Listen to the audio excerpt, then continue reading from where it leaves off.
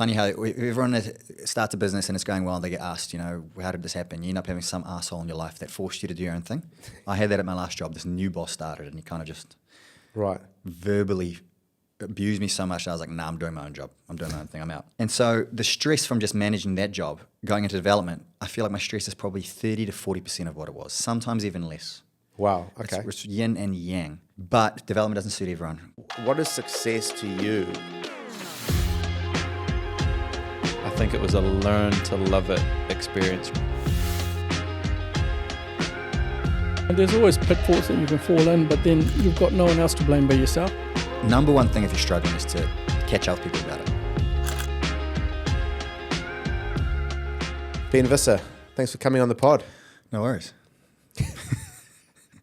There's been a reason I want to get you on the pod for a while. And obviously you're in the developer space. A lot of builders, this is called Better Builder, don't know if you know.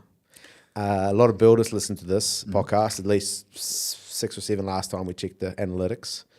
And they want to know a lot about how to approach developers, how to look for development opportunities themselves, development fundamentals. So we'll cover all of those aspects. I should have called you before this podcast to say what we're talking about because I haven't prepped at all. That's all right. It's not that sort of podcast.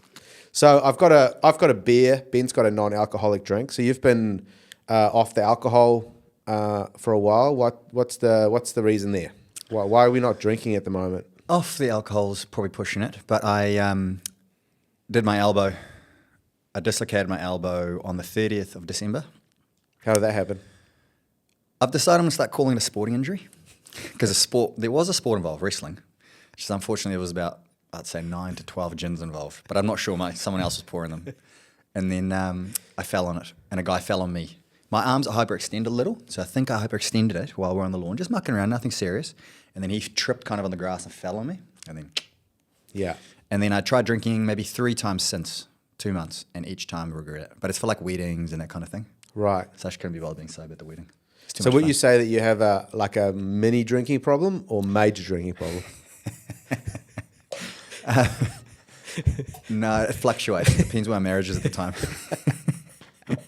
Okay, well let's start from the beginning, right?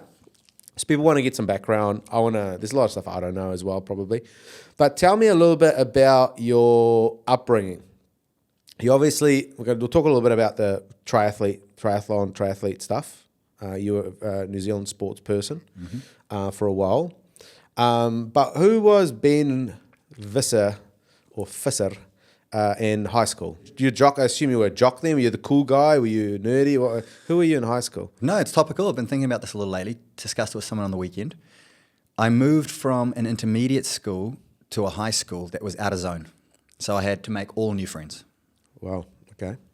So I spent third form trying to find myself, doing all the stuff I shouldn't do, trying to act cool, how easy to do, trying to find new friends. I've seen the photos.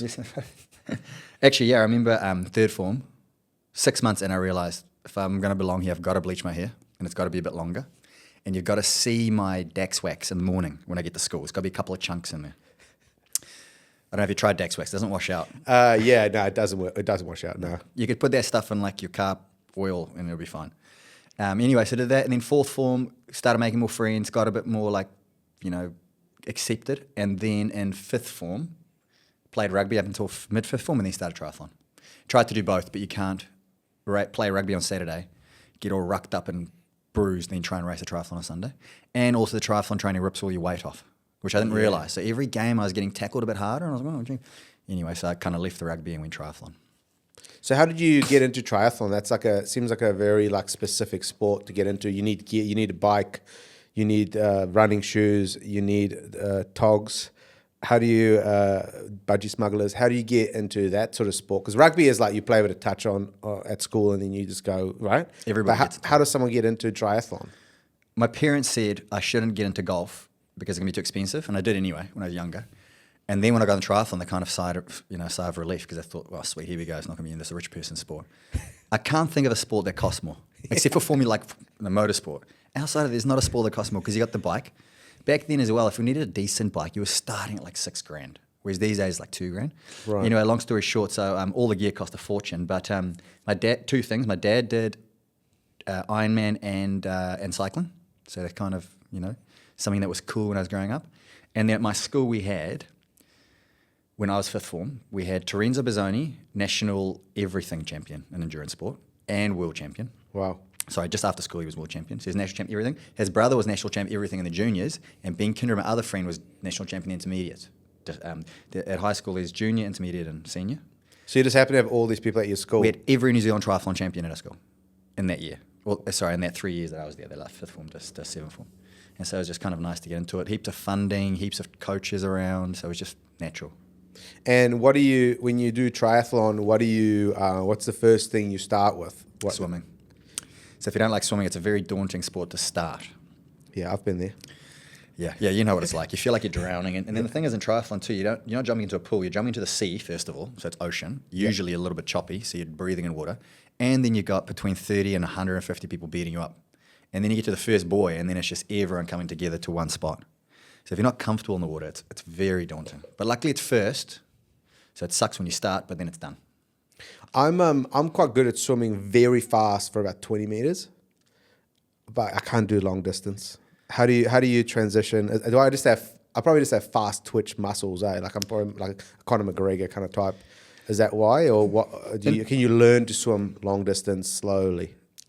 It's better to swim to be a fast, short distance swimmer in triathlon than a long, slow distance, because your position at the first buoy is most likely your position at the end. So if you get that first buoy fast, then you can kind of just sit in the group. It sounds weird. So it's like Formula One where you're on the grid kind of thing. Exactly. And then once you're in that group at the front, the guy in 40th and the guy in 5th, they're swimming about the same effort. Like it's not that crazy. It's just getting to that first buoy without being completely toasted.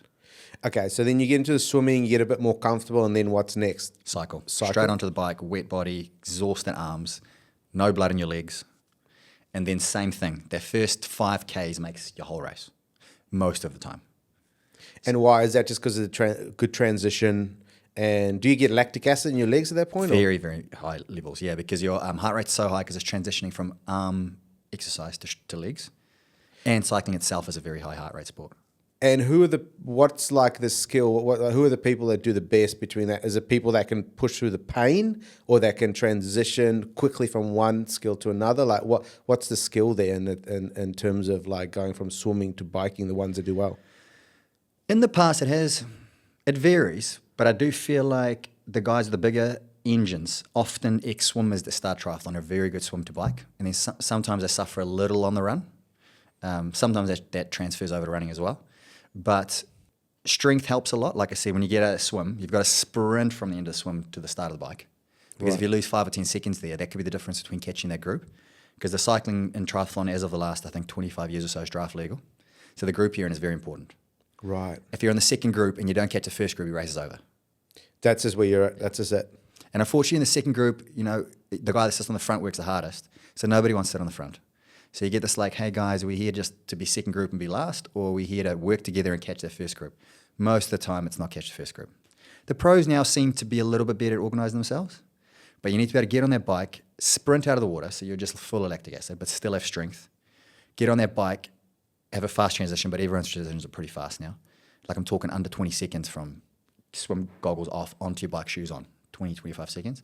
And then it's just power. Depending on the structure of the field after the swim, it's normally a very hard first 5 to 10K to kind of establish the groups. Yeah. And then you can settle in.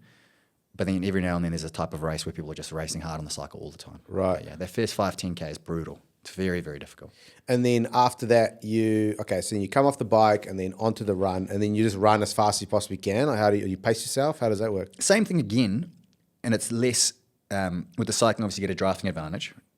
On paper, I believe someone's riding in front of you, you save 33%. At 40 k's an hour with not too much wind, generalized. On the run, you save maybe a little running in a group, but it's psychological. It's like you've been attached with a magnet to the group. So you just get in and you just put your eyes on a set of bum cheeks and you just hold out of sight. And you don't let that distance change. And when it starts to, they call it the elastic band. It starts to get a bit further, then it snaps and you're gone. Yeah. So you'll lose a meter, then 2 meters, and all of a sudden you'll lose 20 meters because that elastic is snapped. So the same thing, if you get off the bike with exhausted legs, bloated quads, you've been hammering. Sometimes the last 5K on the bike are hard too because everyone's trying to establish themselves ready for the run. Get off the bike, exhausted legs from the swim and the bike. Then you've got to really power that first couple of Ks. Everyone kind of runs close to their like PB 2 kilometer time, and it's a 10K run. Wow. Sprinting, and then so the guys then do that, get into a group, settle, bring their heart rate down, get rid of some lactic acid. Those are the guys that do well. Is it a lonely sport? Are you in a team environment? Do you have to learn to? Is it a selfish sport? What kind of person does well at being a successful triathlete? I'm still involved with a little bit today. Like I quit it in 2009 full time, but it varies a lot. I've noticed. You get some guys that are pro that are just very good dads. They've got 2 kids, but they obviously need a very understanding wife. Not just to manage all that stuff when he's out training all the time, but supporting him at races, managing the emotions when training's going well. When you get injured, you're a mess mentally. Like all that kind of stuff you got to manage too. So it is in a way selfish because the people around you have to carry some of the load. And there's no way around it if you want to do well. At school, it wasn't a lonely sport. It's funny how it transitions. And then as when I finished school, kind of established myself in more the open field in the pro scene. Initially, it was a little lonely because I was trying to find who to train with after school, and then I found a group, and then from then on, it got better in regards to social exposure. I like to socialize a lot. Yeah. So, but you often just hang around with 1 to 5 of your teammates for the run and the bike. In the morning, you all swim in a big group. But then the rest of the day, it's usually 1 to 3 other people that you train with, and then some days by yourself. So it can be a little lonely, but it's kind of like a nice sport in that regard. Like you can go and do your own thing if you need to, but there's also groups. Tell me a bit about what level you got to with the triathlon. So you then got out of school, you started training, and then how long was it until you started like racing at the, what would you call it, at the peak of your career? When I was 5th form, my mum and dad was telling me, and my coach was telling me, do another sport, and it wouldn't work, and it wouldn't click. And then in 6th form, which is the second to last year at school, felt like I was starting to get it. And then in 7th form, I got 4th at nationals. And then all of a sudden, I was like, maybe I can give this a go.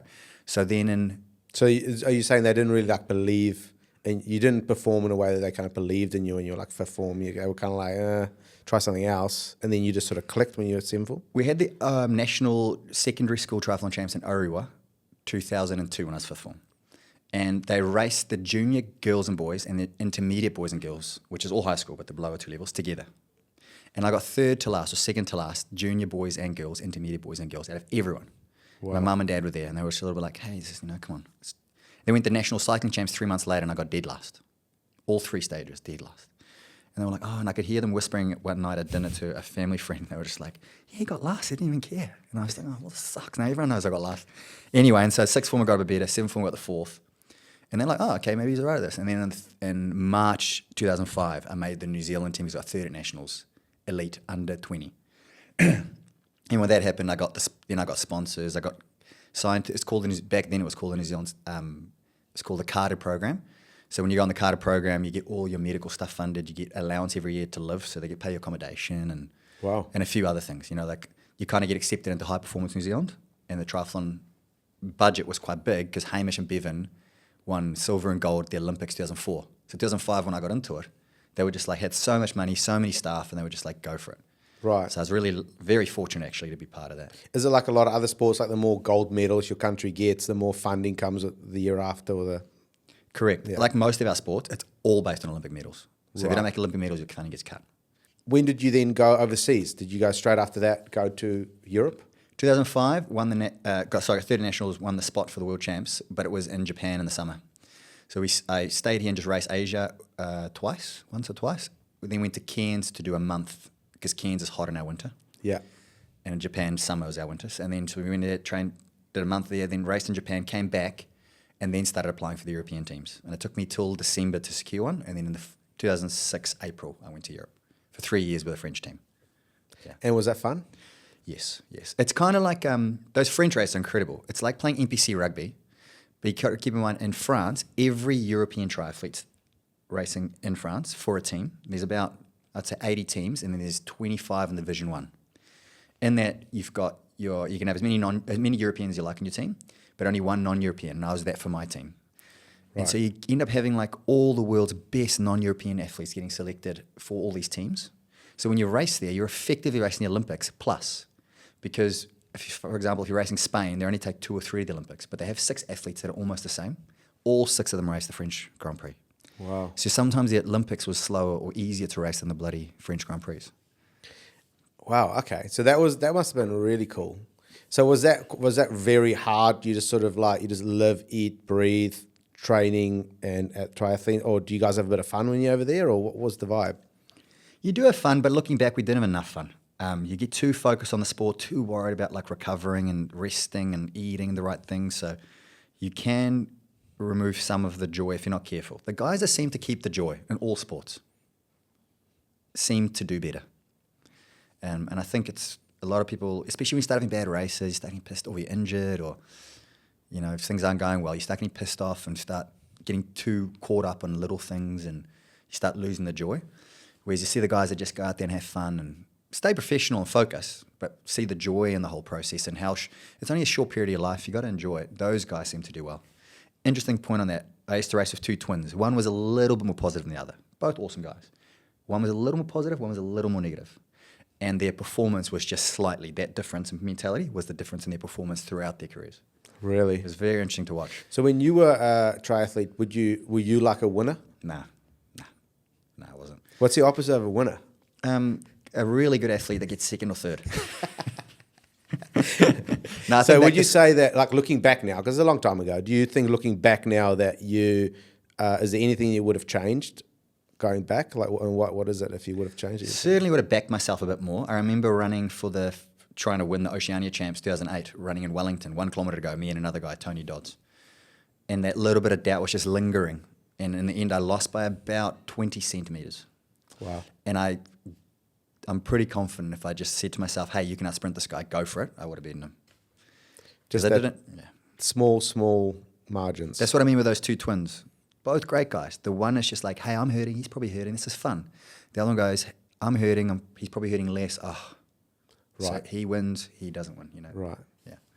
So talk to me then a little bit about how you then transitioned out of that. What then? You went to university, and then what did you do after that? Good question. Finished triathlon. At that stage, I was 23, so I thought, I've left it too late. Everyone's already qualified and had a year of experience. Looking back now, just relax, enjoy life, everything will be all right.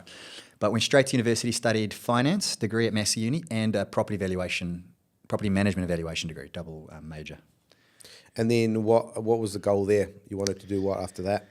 Get into property. That was the plan. My dad's in property. A few of my friends are in property. I like what what property is in terms of an asset class. And so far, that's how many years ago now. We've qualified over 10 years ago, and very happy with the choice. Yeah. And then you went and did a lot of other, you went kind of into the pure finance industry, right? And you went into property asset management for big companies. And how did you decide to get into development? Because I want to start talking a little bit about that. And I think a lot of builders would find this very interesting. Why get into development? Why not do something that a little bit less stressful? So the plan was, when I left my last job, it was a property syndicate, a commercial property syndicate or property fund manager, was to do something similar, but I quit my job a week before COVID started, which wasn't great. But then as a result, they asked me to stay on, which I was also happy to do because it gave me some confidence going into this uncertain period. Stayed on till June that year, and then as everybody knows now in hindsight, the property market went nuts in COVID because they gave us, cash was so cheap. And so as a result, in my hunt, kind of having coffee with people in the property industry, throwing a few balls in the air and seeing what lands, I met a guy, Mitchell, my business partner now. We'd met before, but we can't remember where. We kind of knew each other somehow. Had a quick coffee, had a chat about an opportunity that I knew in terms of community housing providers looking for land and looking for houses, etc. And that was the initial avenue we thought together we would explore. I didn't think that'd be my overall business. I thought it would just be one of my side businesses. Find a site, build 4 to 6 homes for this community housing provider. And as a result, the market went nuts. We could sell them way at a much higher price in the open market. So we sold our first 6 homes ourselves. No real estate agent. That's how hot the market was. Wow. And how did you do that? We downloaded one of those platforms, CRM platforms, and then just started pumping. A lot of learning, because I have a lot more respect for off-the-plan residential real estate agents now. Because the 6 houses, we sold each house like 3 times. By the time everyone does DD and you find out their mortgage broker doesn't know what they're doing, and then and you extend a couple. You end up, it's like trying to sell 30 homes and you're just getting 6 contracts at the end. Right. So from then on, we haven't sold any ourselves. We've realized and we end up getting higher value at the next development using agents. Like every inexperienced landlord, you'll realize agents are your bread and butter. More and more, as the building industry gets harder and harder and the market starts shifting again in the future, a lot of builders will start to look at doing their own developments and doing their own speckies or whatever the case may be, right? Because it's way less effort in terms of dealing with clients and all those things that builders hate, right? But obviously it comes with its own challenges.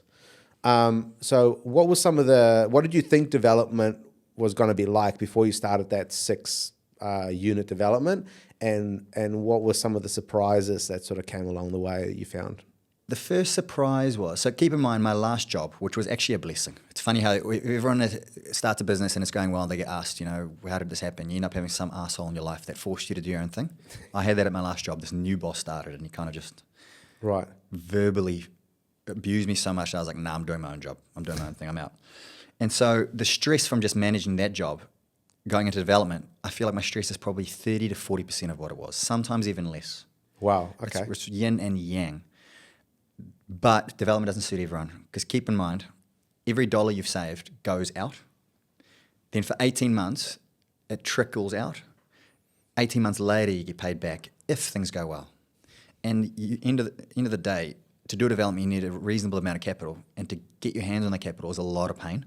So then to go and give it away for 18 months, hoping that you're not making mistakes, that's probably a harder thing that most people don't realize. Like years and years of saving up and building up equity in your home and whatever. Exactly. That's why I think a lot of people get to, especially in their 20s, grow their net worth, should I say, quite quickly. Then when they get to a point where, say, they've bought a house and now they've got 700 grand of equity somewhere, in the house, cash, KiwiSaver, now they've got to risk that to go to the next phase. And what I've witnessed, a lot of people pause there. They're not willing to take that next risk. Now they've got a wife, a couple of kids. Correct. Now they're not going to do that anymore, and that's where they kind of plateau out. Exactly. Save 100 grand, then all of a sudden they've got 600 grand equity, so they've gone, 600%. And then you talk to them 10 years later and they're still got the same house, nothing else. Yeah. Because they're there's risk to be taken to get to the next step. So, and in terms of developing your first project, I assume you just sort of buy the land, you get some expert advice, consultants to come in, they consult, you get an architect to draw it all up, you've sold it all off yourself, you get a builder to come build it.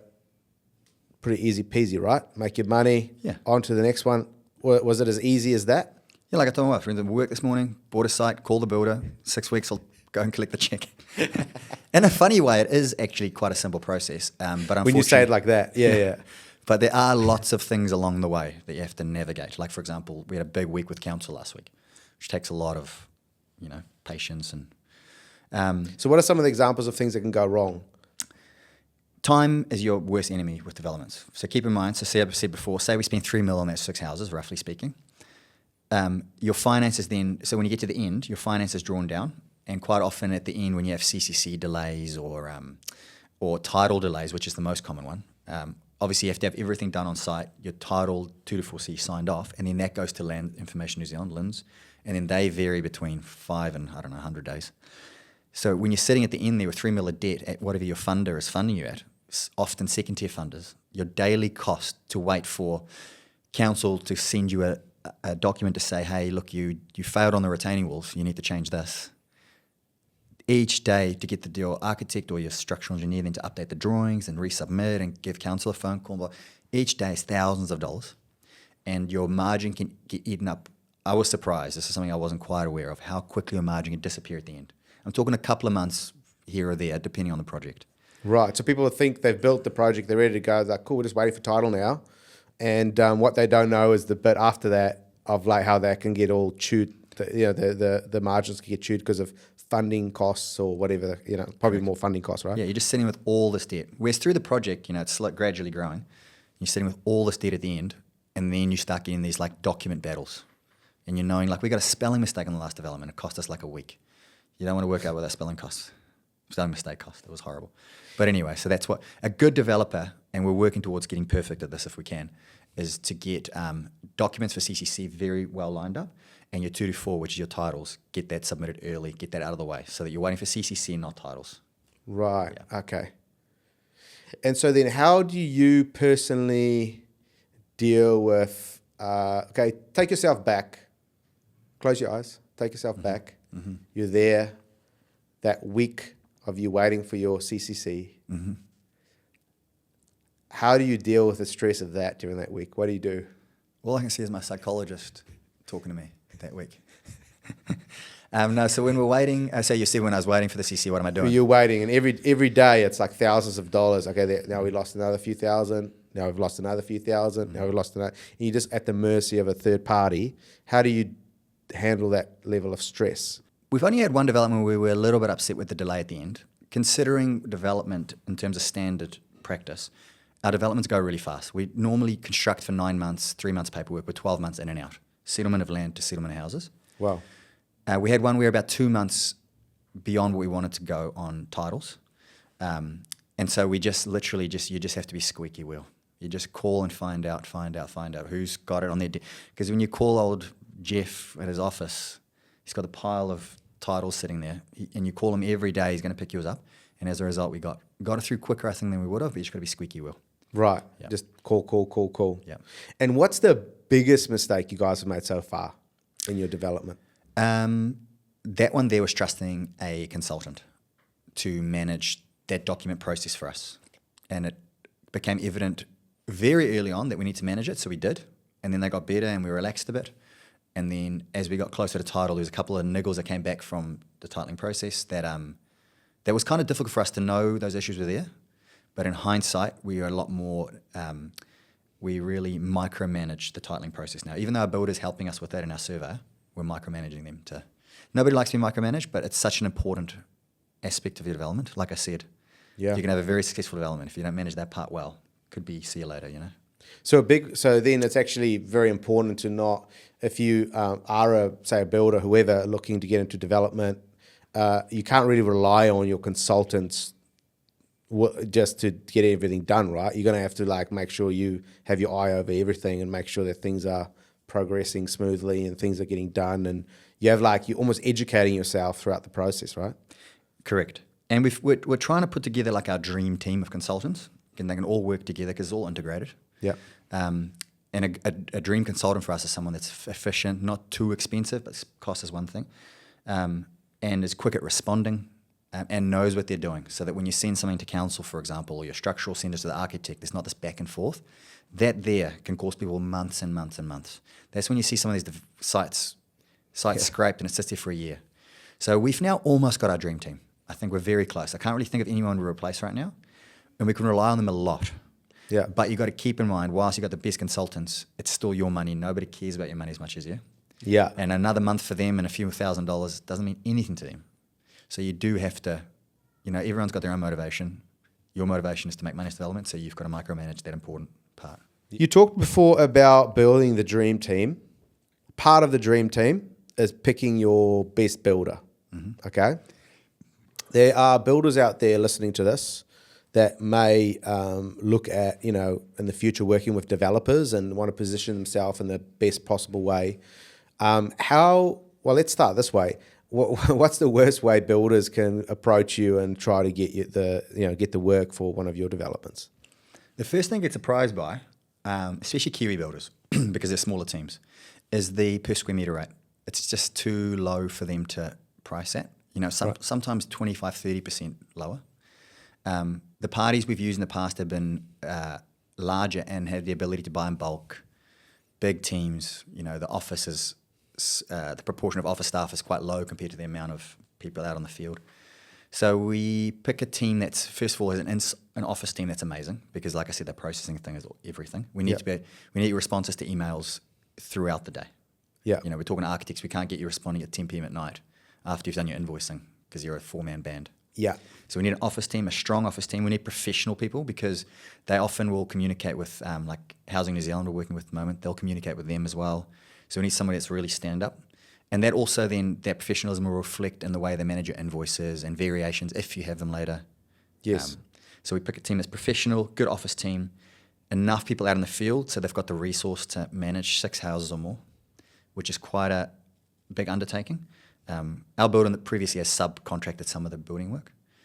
What are ways that builders, ways that builders can add real value to you throughout this process? Obviously, they need to be professional. They need to have a big team. They need to have good office presence.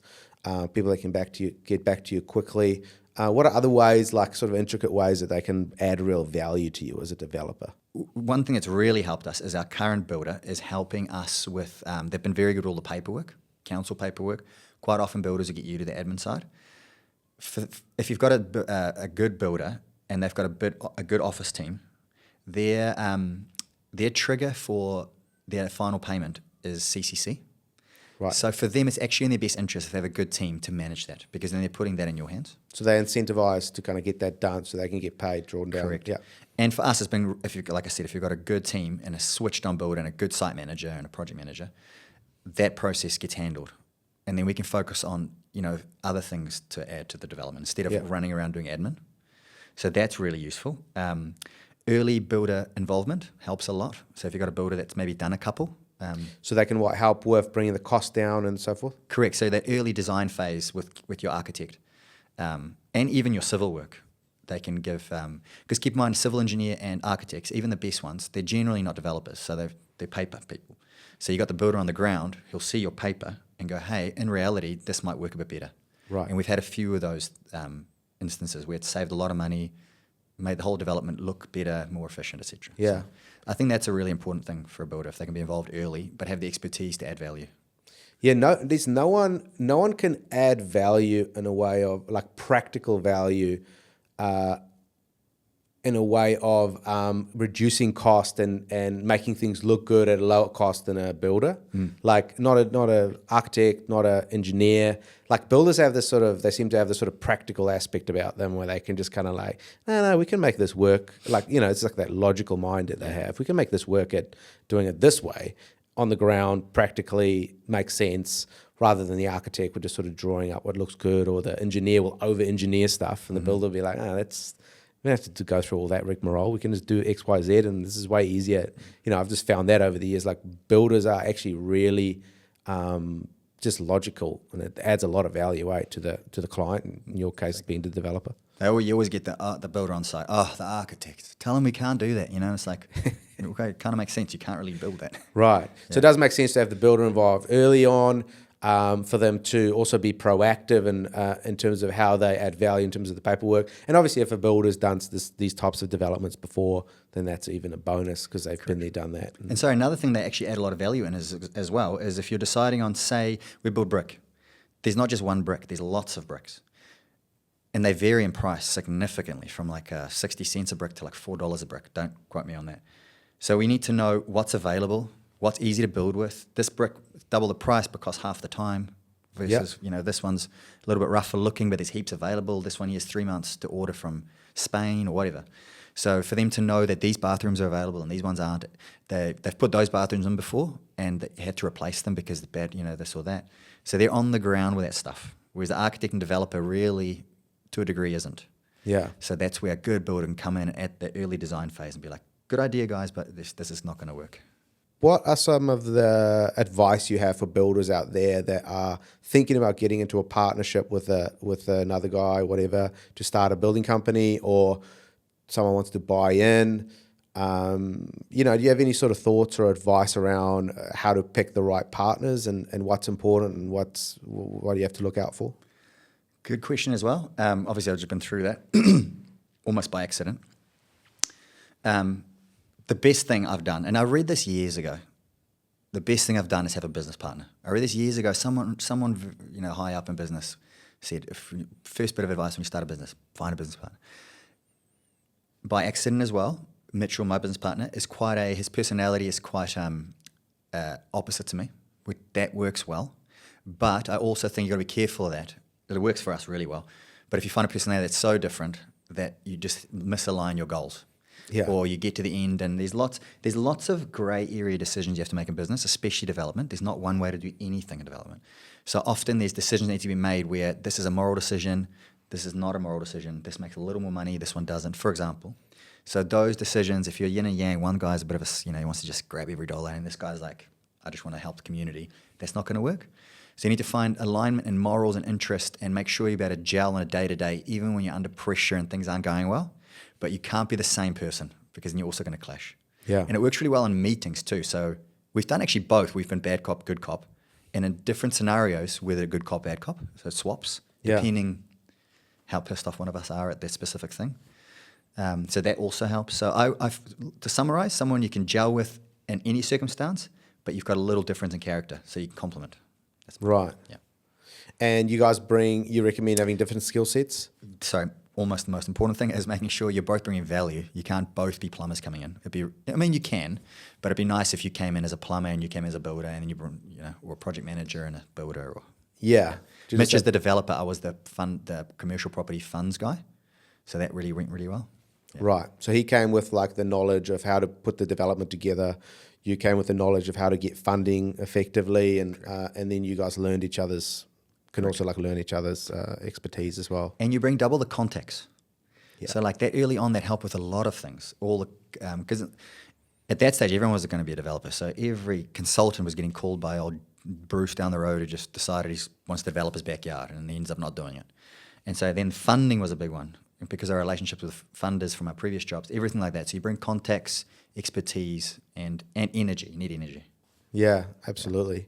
And obviously partnerships can go wrong as well. So it's like it's very important to take your time and pick the right partner. A lot of people in the building industry are very against partners because of obviously it can go wrong in a lot of essence as well. Mm-hmm. But then at the same other side of the coin, the building industry is probably one of the most the industries where the business owners are the most isolated and on their own, and no real support or network that they can tap into. So in that instance, like a problem halved is a problem shared. A problem shared is a problem halved, right? As they say. I can't tell you the amount of nights I've slept a little better than I would have because we had a problem, because I knew Mitch, my business partner, was taking half the pain. Like we were living the pain together. Yeah, it's funny. It just makes it easier. Yeah, absolutely. Things don't always go to plan, right? Things don't always go well, and there are setbacks in business, and then when you do developments, and there are times where there is quite high stress. How do you deal with stress, and how do you not sort of lose your shit when you go through those difficult times in business? What's the definition of lose your shit? That's the first question.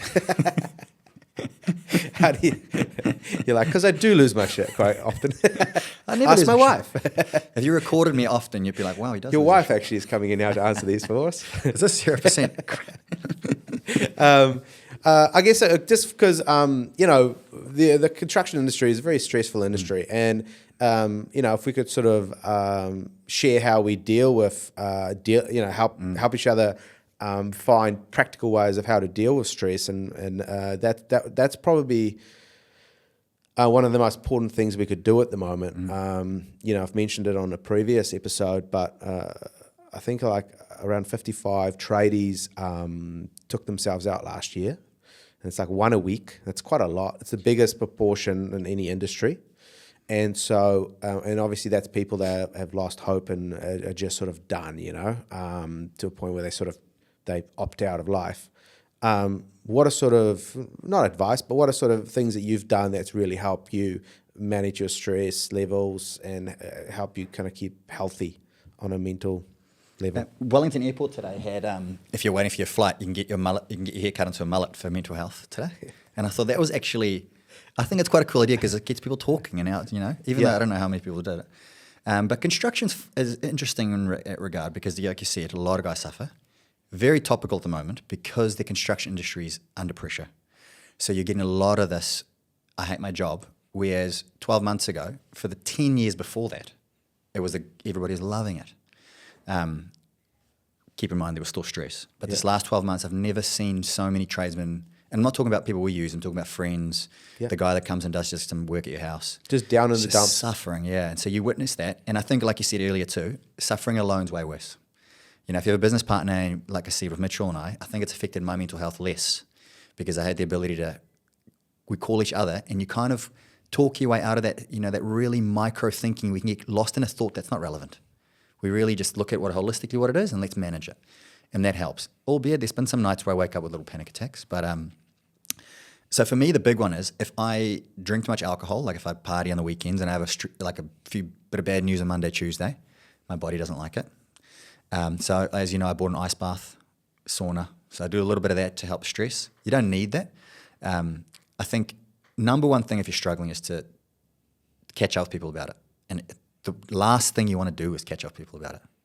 So I think that'll help construction, guys like myself and in construction, just talk to somebody because in front of your bloody notebook or your laptop all day in your ute, driving around, getting pissed off at everything. It is an industry where you come across some stuff that really pisses you off, when you're dealing with people that aren't good at taking accountability for their work. So I can see, and then that anger and frustration can create mental health, it's issue, and then you become a bit of an angry person, you go home, yell at your wife, and then you can see how it spirals, right? Yeah. But yeah, so I think the big thing is the stress is going to be there, having someone to talk to about it. I think it's looking after your body, health-wise, everybody knows that, but having someone to talk about helps a lot. That's why the business partner thing helps.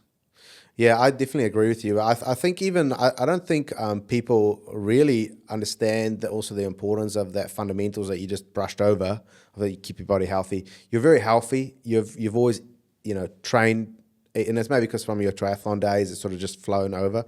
You know what feeling good feels like. And you're very good at, over the years, you've been very good at optimizing your body and your mind. And so there are some practical aspects, and you've talked about ice bath, you've talked about sauna. If someone doesn't have an ice bath, they don't have a sauna, what are some of the obvious ways that people can improve their mental health just by doing the basics right? Because I think sometimes people just forget like the actual basics. Mm-hmm. Yeah, and it's very true. And it depends on the circumstance too. Some people have, it depends what got you in that position as well. Yeah. But generally speaking, as you know as well, exercise, movement. Ideally, the research now is showing, obviously any movement helps. Any resistance training helps. Listen to talk the other day how now basically your brain and your muscles communicate and all kinds of hormones get released from your muscle telling your brain, hey, we're doing some good stuff. So that movement's great. If you can twice a week, really push the boundaries of exercise. Go like 20 minutes flat heart, like your hardest heart rate you can, flat out. That is also now shown to huge increases in all the good hormones. It de-stresses you. If you have a job like construction, especially where you start early, that's a problem with a lot of tradies. They start at 6:30, 7:30. So there's some of them at gym at 3:34, like these guys, tradesmen at the gym. That there's complex in itself because sleep's important, etc. for mental health. It works for them. If you're a tradie and you're struggling and you can't get out in the morning, find an evening sport of some sort to do. I used to do jiu-jitsu, and there's a lot of tradies there. Come in the evening, de-stress. At the end, everyone's chatting, everyone's unwound. They go home, have a shower, dinner, everything's a lot better. You sleep well. It's difficult, though, to take yourself there when you're feeling shit. But you just got to sign up, go just once. Just go once. Find a tennis club or a jiu-jitsu club or a gym with a training buddy. Yeah. And what are some of the alternatives of what people can do? Say you don't have an ice bath. Can you just take like a cold shower or something? Like what are some of the other things you could do if you don't have all the tools that you could that sort of can help just improve your overall mindset, body? The biohacking. So the cold water before lunchtime, great. You can wake up in a pretty shit, excuse my language, pretty shit Try, you can swear as much as you want. You wake up in you wake up in a really shit mood and jump in an ice bath or a winter cold shower. It is still a little surprising, the water, when it turns on, but it's not cold enough, I think. So jump in the sea, go for a swim in the winter, cold shower if you can, and do it for a week every morning, 30 seconds at least, ideally 2 minutes. It's definitely 100% confident you'll see a difference. Yeah, especially in winter, I found I've had some cold showers.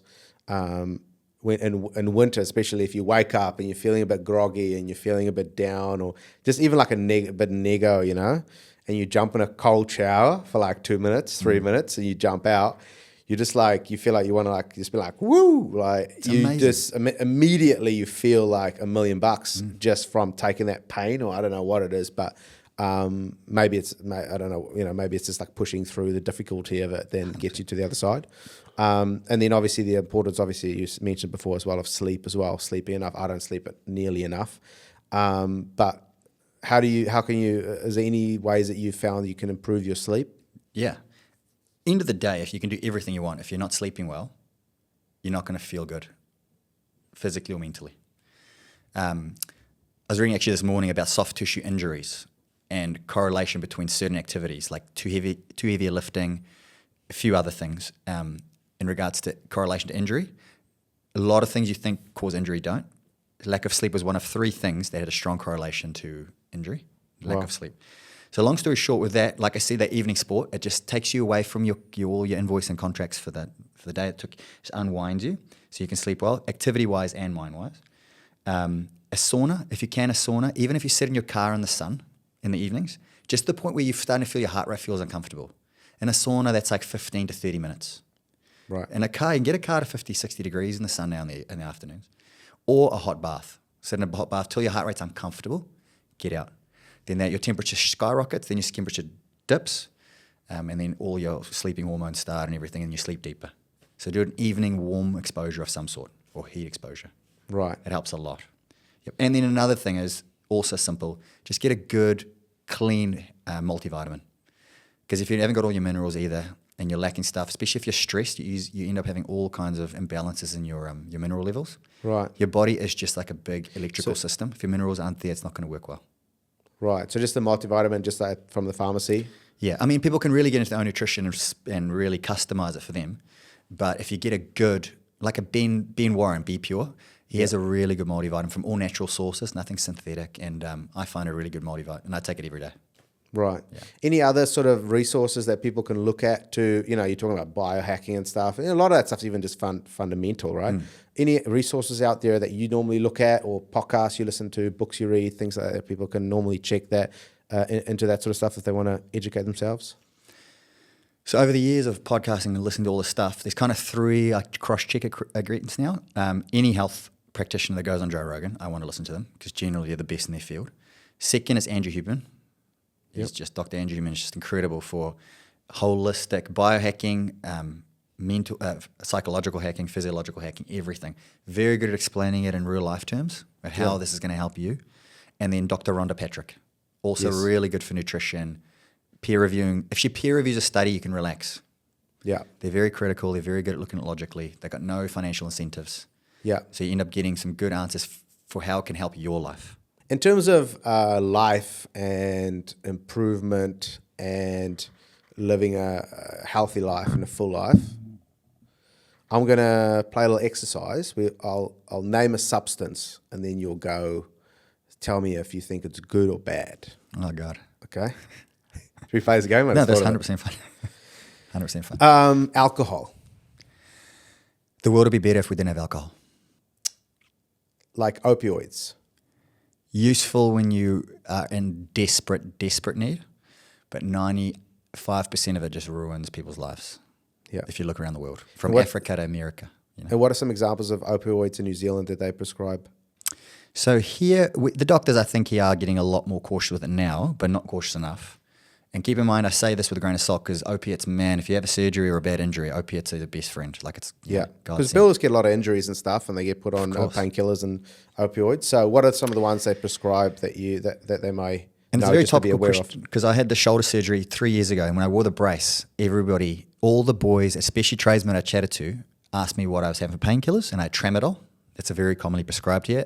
Up until very recently, it was prescribed as the non-addictive safe opioid. Not anymore. So they've been briefed now. Can't believe who told me. A doctor told me recently. Right. Everybody asked me, what am I on? I say tramadol. A lot of them had a story about an injury, the tramadol, and then the psychological warfare afterwards. And it was remarkable. And then what do they do? So if someone breaks their arm or something, they go to the doctor, they get surgery or whatever, and they come out and they give them tramadol, what would be your advice? Take it as they prescribe, obviously. If your pain's bad, you can... If you let the tramadol level in your blood get too low, then you have to really dose yourself to get out of the pain. So follow the instruction. Take it as long as they say to take it. Then when it's time to come off, depending how long you've been on it, just manage yourself because it'll catch you a little by surprise. I've never really had a drug that has caught me off by surprise. When I came off tramadol for my back surgery, I was caught a little by surprise in regards to how much my mind wanted me to go have more, even though I didn't need it. Yep. And the withdrawals from it to a degree cause a little bit of pain too. Yep. So you're getting like this, it's kind of like it fulfills itself. And the doctors don't really help you with coming off it. I remember talking to the doctor being like, hey, mate, I'm struggling to come off these because my back hurts when I'm off, but I know it's kind of better. Yeah. And so he just gave me another 100 and said, go and wean yourself off. And that happened twice. So I got another 200, which is a lot, So I drank all those and then I got myself off it. Coming off it, slow, steady, be kind to yourself. and warn your family and friends. Right. Let people know that you're struggling rather than All 4 of those need to be addressed because your family will think you're crazy when you're coming off it. Right. A lot of builders I know, they run big businesses. They get stressed out of their eyeballs, and they hit the cannabis pretty hard. What are your thoughts on cannabis? I like cannabis because it's a good alternative to some of the other painkillers and to alcohol for social anxiety, like social environments where you want to relax. Social lubricant. Yeah, or to switch off at night after work. It's not, like I've said to you before, it's not as innocent as your weed dealer will tell you, but it's not as dangerous as your grandma will tell you. It's somewhere in between, and it works for you how it works for you. Yeah, I've never seen a drug work so differently for people. Yeah, some people go to work with it. Some people take one puff and they can barely watch a movie. So it varies a lot. With this elbow, I needed to get a little sleep early on. First of all, it was completely dislocated, and I've got this steel brace on. Yeah. So I got some morphine from a friend because the doctor wouldn't give me anything because I was in the Coromandel. Right. So I got some morphine from a friend for one night, pills. And the next day I just felt like I was back on the tramadol. So I was like, screw it. So I went and called Canna Plus in Ponsonby. And they gave me marijuana oil and a vape and marijuana flower. And I used that for this. Right. And it's been really good. It's really good. And it's easy to come off. It can be a little bit habit forming if you start having it every evening to relax. So you should be careful of that. Yeah. Because it makes part of your life better, but it slows you down too. Yeah. And I think this weed topic in the next 10 years is going to be more and more spoken about because it will get legalized here. It will become a topic. Like, we're from South Africa, it's legal there now. So everyone's got a story about marijuana. Yeah. About, how they've started using it for this or that, or had a friend that had too much, or a grandmother thinks it's bad, or whatever.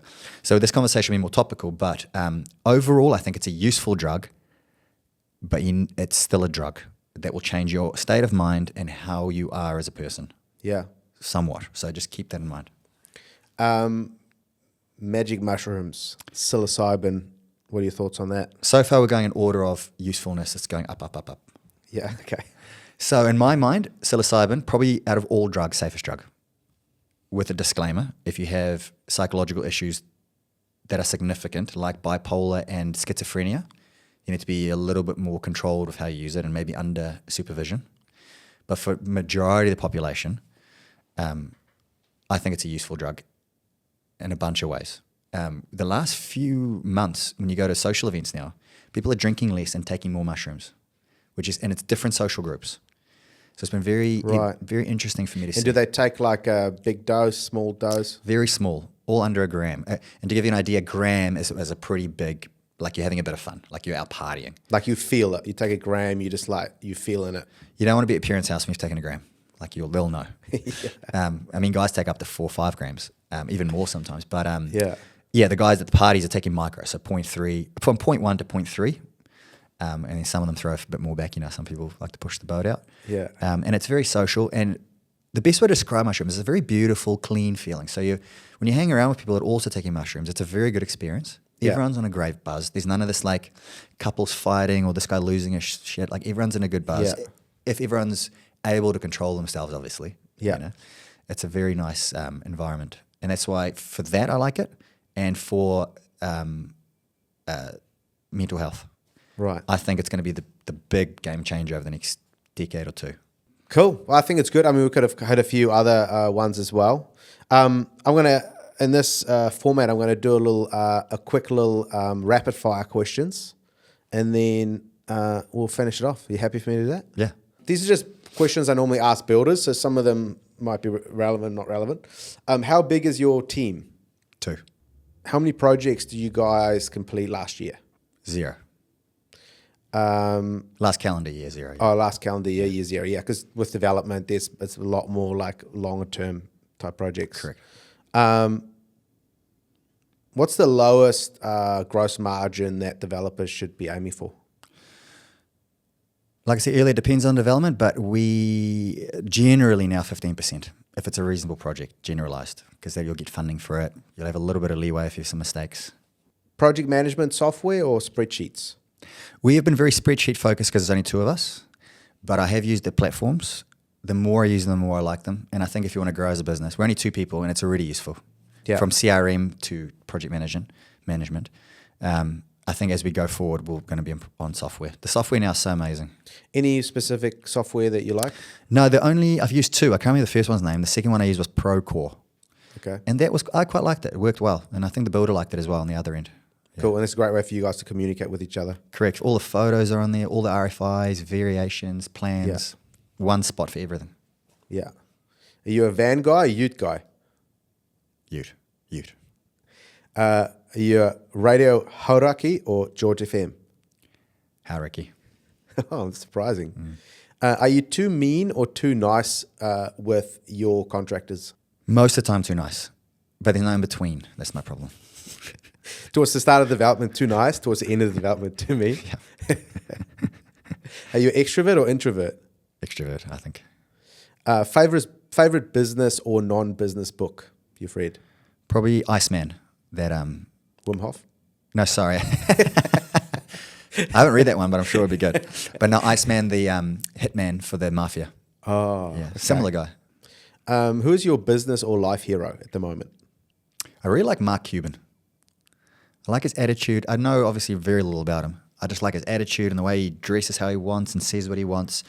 Doesn't hurt anybody. And he's gotten ahead in life, just doing all the stuff that you want to do. Yeah, looks like he's having fun. He's having fun, man. And he owns a basketball team. He owns the Yeah. Mavericks. What's your favorite hobby? Surfing. Are you alpha or beta male? It depends on circumstance. Okay. Depends. Yeah, some days, depends on circumstance. Wine or whiskey? Wine. Makita or DeWalt? DeWalt. Are you glass half empty or glass half full? I think I'm glass half full, I've realised. In this job, you need that. Yeah. I didn't realise that, but it's just the way I am. Do you think more about the past or about the future? Depends on my state of mind. 100%. Bad week, it's all about reminiscing. Good, positive weeks, it's all about what are we building? How's our life growing, you know?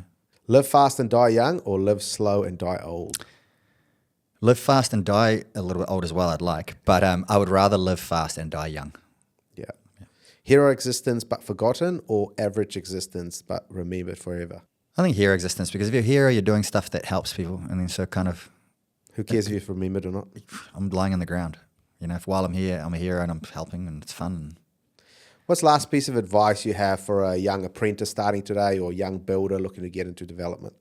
First thing is be prepared to look stupid for at least 12 months. The person that can do that learns the most first 12 months, and then they're twice as valuable as the guy that was pretending for 12 months. It's my best advice, I reckon. Yeah, that's great advice. Ben, thanks for coming on. Did you have fun? Yes. Good. It's my fourth podcast today. I'm flipping over it.